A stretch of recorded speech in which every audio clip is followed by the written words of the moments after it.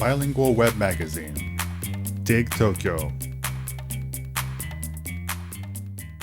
Music and Parties 33. Sven Väth and the Rise of German Techno After the Fall of the Berlin Wall. 1. Prologue. In Music and Parties 31, I read about progressive house, a genre of electronic dance music that developed in the UK in the 90s. In this article, I will cover the distinct brand of techno music that developed concurrently in Germany. Any story about German electronic music must begin with Kraftwerk, the avant-garde electronic/synth-pop band that formed in Dusseldorf in 1970 and reached the peak of its popularity in the second half of the 70s. At the same time that Kraftwerk was developing its robot pop aesthetic, the Italian producer Giorgio Moroder was creating Eurodisco in Munich.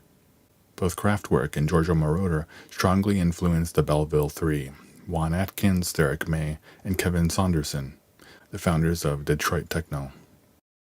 As the 80s progressed, techno and house music from the US began to spread throughout Europe. Acid house would follow in the late 80s. The music would lead to the development of the rave scene and progressive house in the UK. Meanwhile, in West Germany, a distinct techno sound began to develop in Frankfurt, fostered by the party animal of all party animals, DJ Sven Väth. After the Berlin Wall fell between 1989 and 1991, the German techno scene took root in Berlin, and dance floors came to symbolize the unification of West and East Germany. The influence of German techno would spread to Japan, helping foster the local techno and house scene from the late 90s onwards. 2. Sven Väth, Germany's biggest party animal. Sven Väth was born in Frankfurt, West Germany in 1964. His mother and father had escaped separately from East Germany and met each other in a town near Frankfurt. They would often go out dancing, and in 1979 they opened their own English pub in Frankfurt, complete with a small dance floor. There the young Sven was introduced to a wide variety of music, from rock and roll to pop and disco. In the summer of 1980, the 16-year-old Sven decided to travel to Ibiza after hearing about the island paradise from locals in Frankfurt.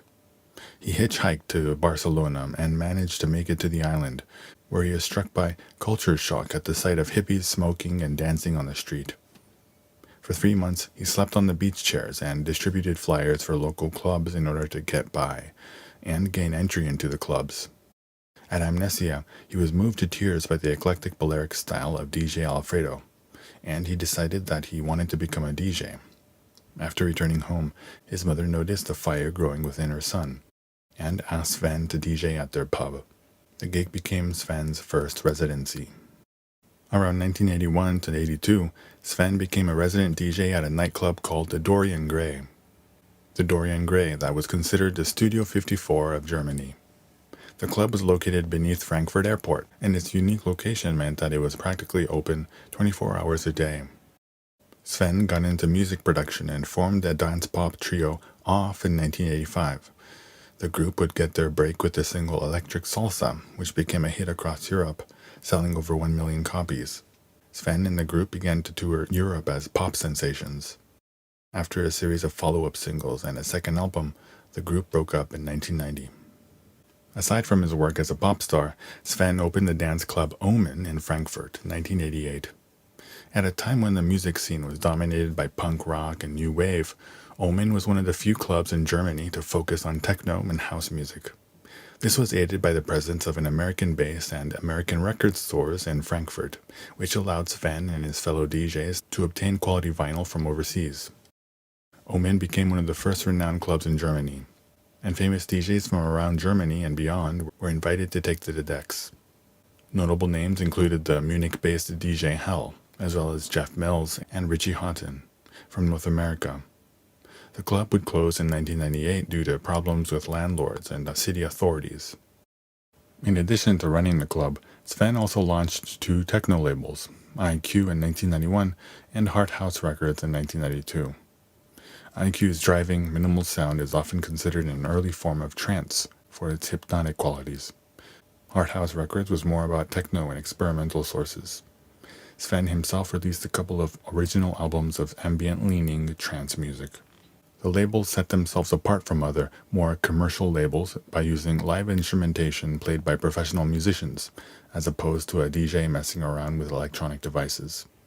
In the mid to late 90s, trance became increasingly melodic and commercial, and Sven would tire of the sound. In 1997, he left both labels.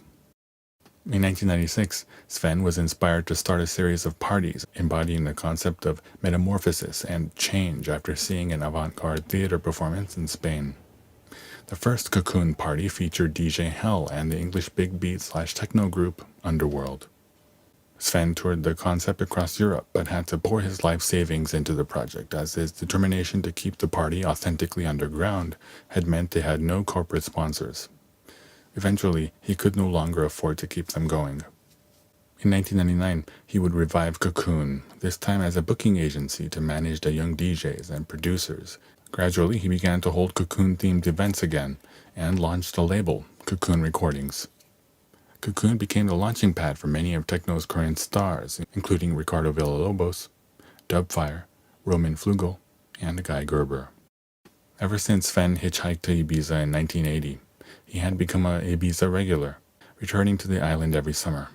Starting in 1999, he began throwing Cocoon parties on Mondays at Amnesia, providing crowds with a welcome alternative to predominantly trance and commercial music-leading offerings on the island at the time. Today, Cocoon Ibiza is one of the party destination's most highly suspected parties. And at the end of the year, November or December, Sven releases a mix compilation, Sound of the Season, that looks back on Cocoon's Ibiza season. In 2004, Sven also opened Cocoon nightclub in Frankfurt, where he welcomed the biggest names in electronic music, from techno to trance. The club was intended to cater to Sven's generation of clubgoers, and as such it boasted cutting-edge interior design, 2 restaurants run by a celebrity chef, and a lounge. Unfortunately, the concept was not a great match for the industrial city of Frankfurt, and the club closed its doors in 2012. 3. The fall of the Berlin Wall and the rise of German techno. While Sven Väth was leading the German techno and house scene from Frankfurt, punk rock and industrial music remained the favored music in Berlin. The catalyst for Berlin transforming into the techno capital of the world was the fall of the British Wall between 1989 and 1991, and the Love Parade music festival, which started in 1989. Love Parade started as a small political demonstration of about 150 people in downtown Berlin under the banner of peace, joy, and pancakes. It gradually grew over the years that followed, attracting revelers not only from throughout Germany, but from around the world. Sven Väth himself first DJ'd at the event in 1990. During the event's peak years between 1997 and 2000, it drew audiences of more than 1 million. DJs that took to the decks during the parade's grand finale included the aforementioned DJ Hell, the techno giant Carl Cox, as well as major trance DJs like Paul van Dyk, DJ Tiesto, and Armin van Buuren. The festival's success led to a series of spin-off events held across Germany as well as in places like Paris, Melbourne, Buenos Aires, and San Francisco.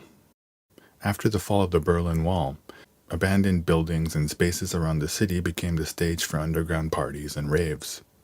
One of the scene's most important clubs, Tresor, was opened in what used to be a bank vault. Tresor had to close down in 2005 because of local redevelopment, but it reopened in a decommissioned heat and energy plant in 2007. Another major club was Osgood, which opened in 1998 in a railroad warehouse. It shut down in 2003 but reopened under the name Berghain the following year in an abandoned energy plant. It was on these dance floors that the younger generations of West and East Germany would begin to come together.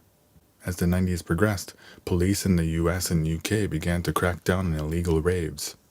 Meanwhile, in Germany, cheap rent and easy-to-obtain artist visas turned Berlin into a hub for techno producers, DJs, clubbers, and ravers from around the world. The aforementioned Tresor and Berghain would also start up their own labels, Tresor and Osgood Ton, respectively. The labels released music from Detroit techno producers while also fostering a native German techno sound. Meanwhile, Jeff Mills and Richie Houghton would bring minimal techno over from Detroit, inspiring many local DJs to adopt a more minimal sound.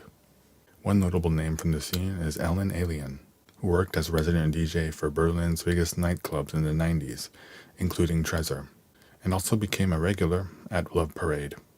In 1999, she launched her own label called B Pitch Control, which has launched the careers of artists like Paul Kalkbrenner, Apparat, and Mode Selector, names that have led the German techno scene since the 2000s. Alien is also notable for being one of the first big female names in an industry that is largely dominated by male DJs and producers.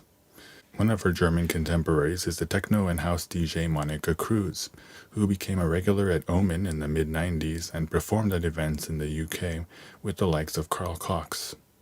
DJs like Alien and Cruz paved the way for a wave of female techno DJs that followed, including Anya Schneider, Nicole Motober, Nina Kravitz, Magda, and Amelie Lenz. The burgeoning techno scene in Berlin would spread across the country. In Köln, producer Michael Meyer started a label called Compact, which took the German techno sound and warmed it up a bit with elements of trance and ambient music. Its roster includes techno artists like The Field and Guy Borato.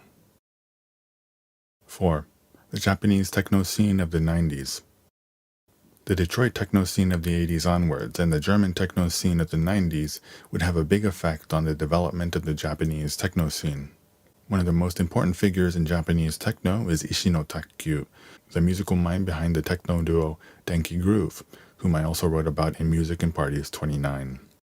Ishino grew up listening to electronic/synth-pop groups like YMO and Kraftwerk. While Denki Groove started out as a hip-hop leaning group with comical raps, acid house and German techno would inspire Ishino to take the group in a techno-leaning direction. Ishino is also popular in Japan as a solo DJ act, and he even performed in front of 1.5 million attendees at the 1998 Love Parade. The experience would lead Ishino to start Wire, a large-scale indoor techno rave that played an integral role in growing the Japanese techno scene in the 2000s. The most internationally renowned Japanese techno DJ is Ken Ishii. Ishii was born in Sapporo in Hokkaido Prefecture and raised in Tokyo.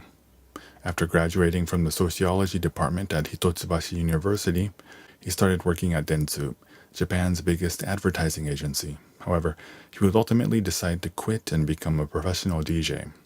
Ken Ishii's sound combines Detroit techno with the experimental flair of YMO and a Japanese appreciation for beauty and detail. His 1993 debut LP, Garden on the Palm, was ranked number 1 on UK music magazine NME's Techno chart.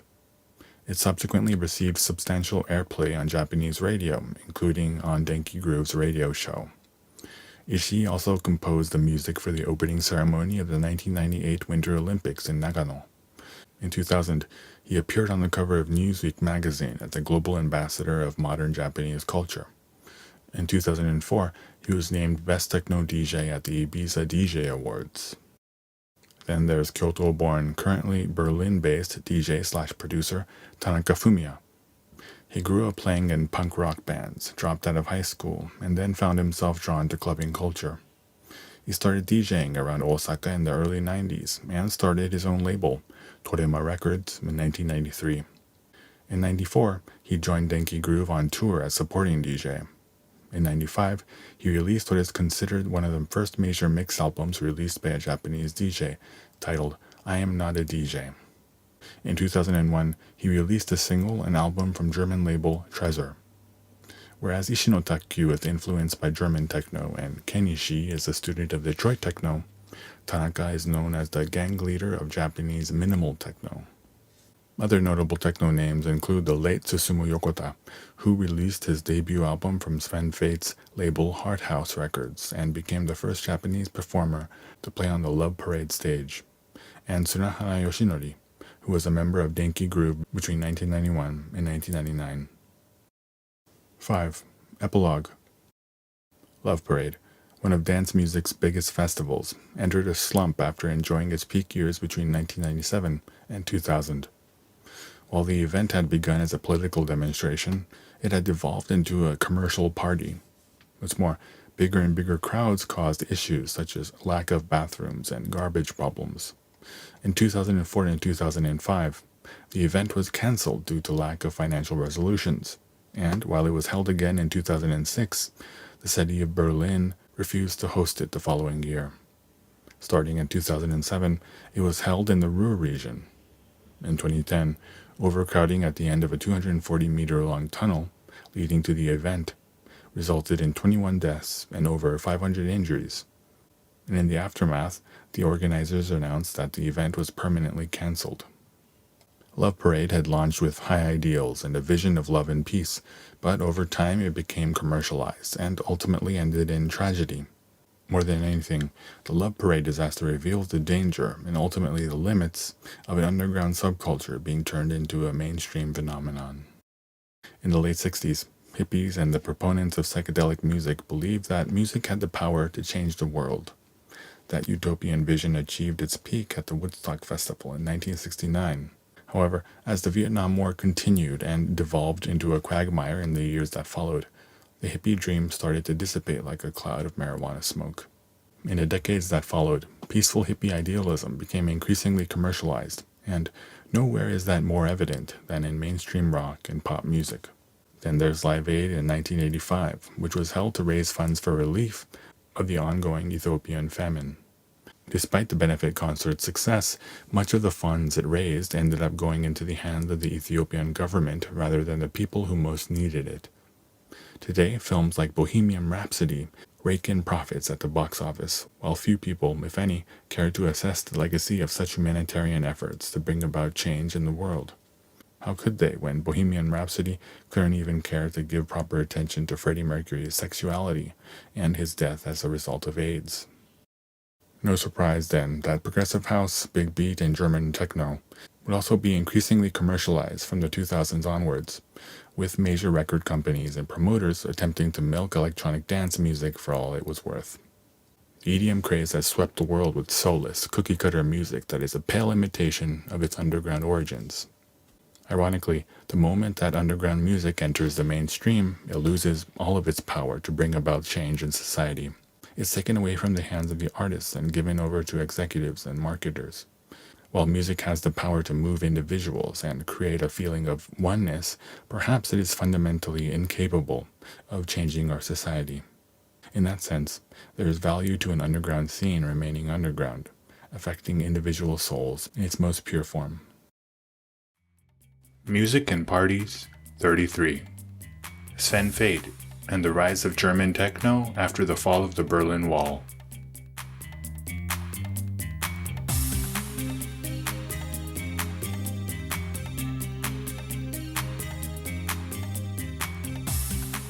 www.digtokyo.jp